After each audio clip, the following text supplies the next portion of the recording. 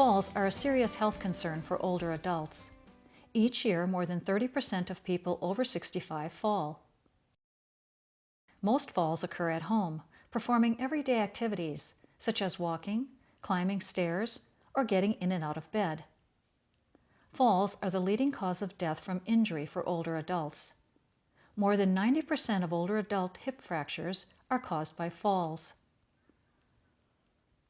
Physical injury is not the only result of a fall. The emotional effect can be devastating. Fear of falling again causes some people to restrict activities, even if there was no physical injury. They stop doing the things they once enjoyed, such as regular exercise, going to church, or visiting with friends. With these lifestyle changes, feelings of loss and helplessness may arise, affecting confidence and self-esteem. Inactivity can cause depression, stiff joints, and a decrease of muscle strength and coordination. Avoiding activities because of fear and anxiety can actually increase the risk of falling again.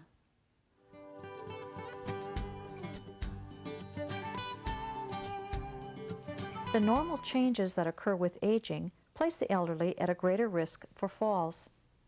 The cardiovascular system, muscles, nerves, eyes and ears all play an important role in keeping our balance, and these systems tend to decline as we age.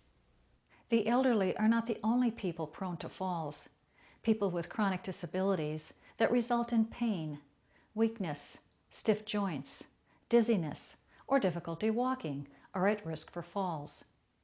Some of these conditions are arthritis, cardiovascular disease, dementia, stroke, Parkinson's disease, osteoporosis, and seizures. Medical conditions that contribute to falls should be treated by a doctor. Alcohol impairs balance, and alcohol abuse increases the risk for falls.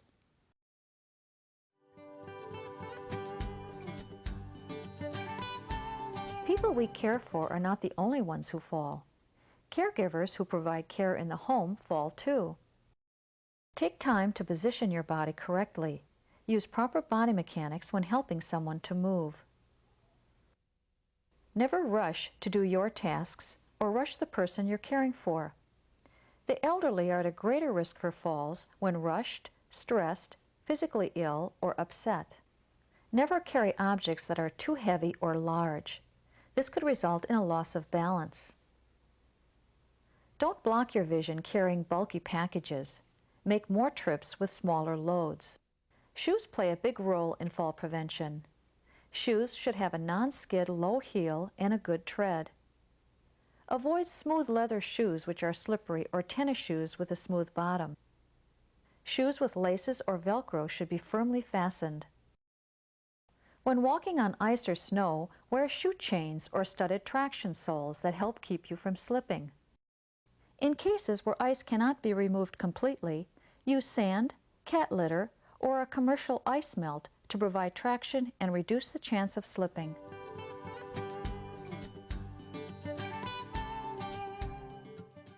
In our fall risk program, one of the first things we do is we interview the patient and talk with them about problem areas that they may have identified that we can give them solutions to help them reduce the risk of falling. And them is nighttime, getting up at night, maybe going to the bathroom. And when you do, tell me what happens at night. Well, I don't wear my glasses and I feel a little unsteady. Okay. Do you turn lights on in the evening when you get up? No. Okay. It's very important to realize that as you get older and you're not using your body so much for balance, you get very dependent on your vision. So nighttime, people getting up, they're a little disoriented, really need to have lights on in the room they're in and the room they're going to. And keeping your glasses nearby is a really good idea. The other strong thing that I feel about fall risk is our changing perception about the elderly. And we used to believe that loss of balance as you got older was an accepted part of growing old. And that's really something that we're trying to change, people's understanding of aging. It does not have to be your natural course of aging. So keeping active is very, very important. I think that people think that balance is one thing. It's one like organ in their body that's going haywire that they just need to fix. And what I attempt to do is to teach them that balance is contributed to by many parts of their body working together in a coordinated way. I think the other thing that happens is that people think that balance is the ability to just stay still and not wobble. And instead what I try and teach them is that it's the idea that you need to be able to catch yourself when you lose your balance rather than the ability to stay still in the first place. Part of what we do for practice is to look at the things that people don't do well. And one of the things is that people don't really use their trunk muscles as well as they once did. When you're children, you tend to use these muscles walking on lines, crawling on fences, but as you age, there's not really the need to move that quickly. Once you can't feel the ground as well as you once did, it's more important to have trunk muscles to be able to help you. And we try and emphasize that in patients that we work with.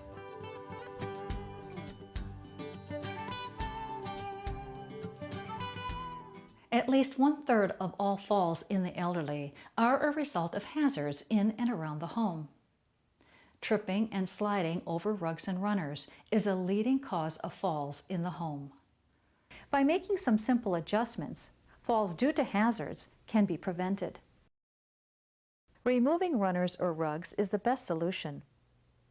Another option is to use a rubber matting under the rug, or apply double-stick tape adhesive to the back of the rug. The adhesive also prevents rugs from curling, which can cause someone to trip. You can buy rugs with rubberized backing that helps prevent slipping. Electric cords that run along pathways may cause someone to trip. Place electric cords along the wall. Do not place cords or wires under rugs or runners. Uneven surfaces can cause tripping or catching on the carpet. Keep walkways in the middle of rooms free from fans and heaters. Avoid clutter on floors. Magazines can be very slippery. Toys for children or pets can be hazardous. Telephones should be easily accessible. Rushing to answer the phone can increase the possibility of falls. Have several phones located throughout the house, or consider a portable phone that can be moved from room to room. Low objects that blend into the carpet, such as glass-topped coffee tables, baskets, and low stools, can often become a tripping hazard. Chairs should have a back support and armrests. Armrests give support when getting in and out of a chair.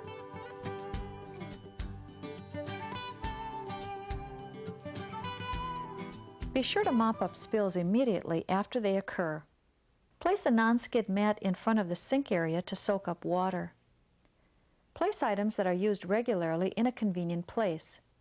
A good rule of thumb is to place those items between the hip and eye level. A reacher can eliminate unnecessary bending or reaching. Reachers are available at home medical supply stores.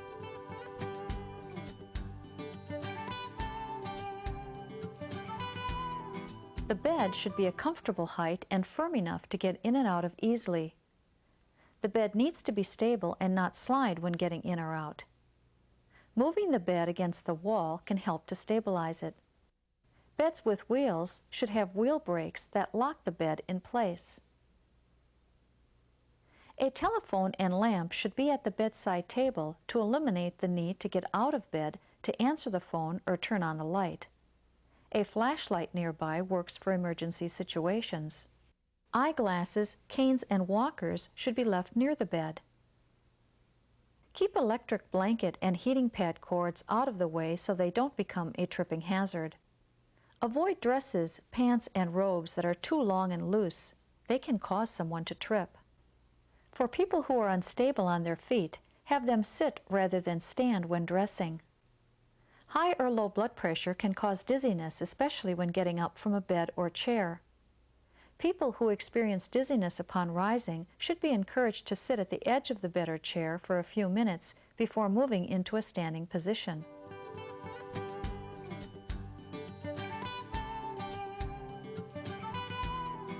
Bathrooms are a common area for falls. The bathroom can be slippery because of the potential for water on the floor. Textured strips and appliques work well in tubs and showers. Rubber slip-resistant mats work both in and outside of the shower or tub and help prevent slipping. To reduce slipping when getting in and out of the tub, avoid adding oil to the bathtub water. The best bathroom supports are slip-resistant grab bars. They should be placed inside and outside the shower and tub area and next to the toilet.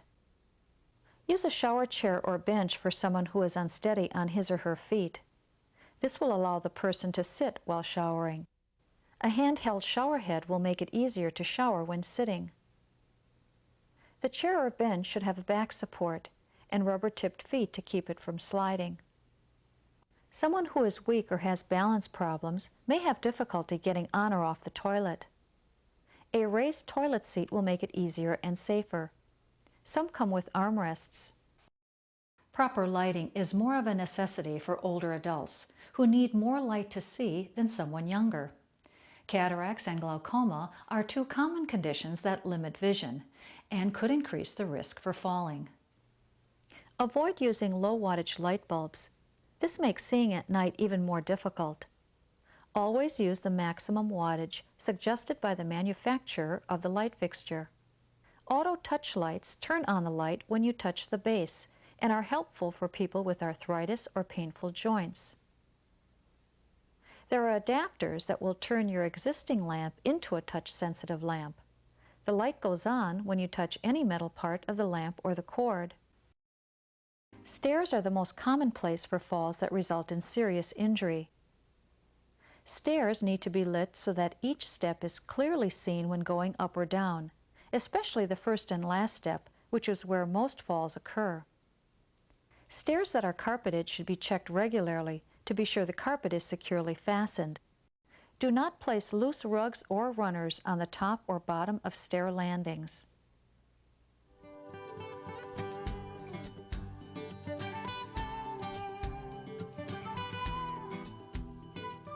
Most falls that occur outside are on curbs or steps. Step edges should be marked with reflective tape that is designed for outdoor use. There is also traction tape that can be applied to the stair treads.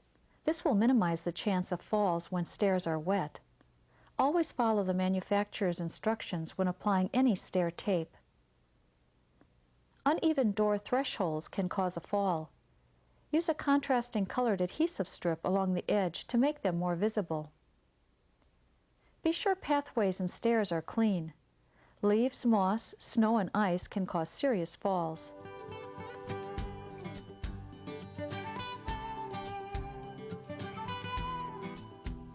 Side effects from medications, such as drowsiness, dizziness, and weakness, can contribute to falls.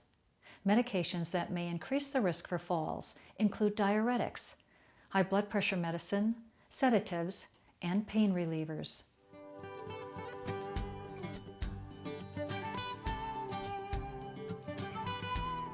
When walking with a walker, hands must be free to grasp the handles on both sides. Packages or small items should never be carried by hand, but placed in a basket or saddlebag attached to the walker. Avoid carrying heavy objects, which could cause an imbalance.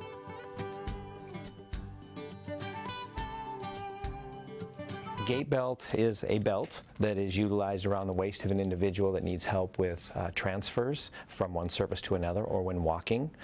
It is for the assistant to hold on to. That's the key part. Oftentimes if you're helping someone walk or transfer from one surface to another, there's nothing to grab onto other than an arm or the pants or something like that, and that's not very safe. This is the proper way to apply a gait belt. Generally, we're going to shoot for the same area of just above the hips and below the rib cage. So reach around the individual, kind of find that spot.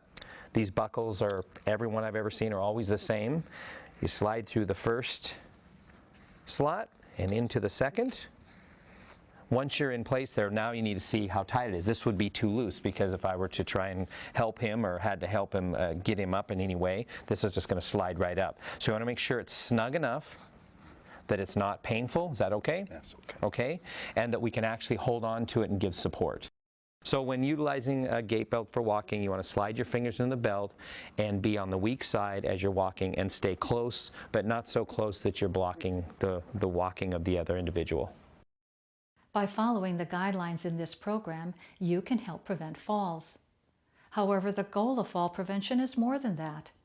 As a care provider, it's important for you to recognize that inactivity creates physical and emotional problems, which actually increases the risk for falls.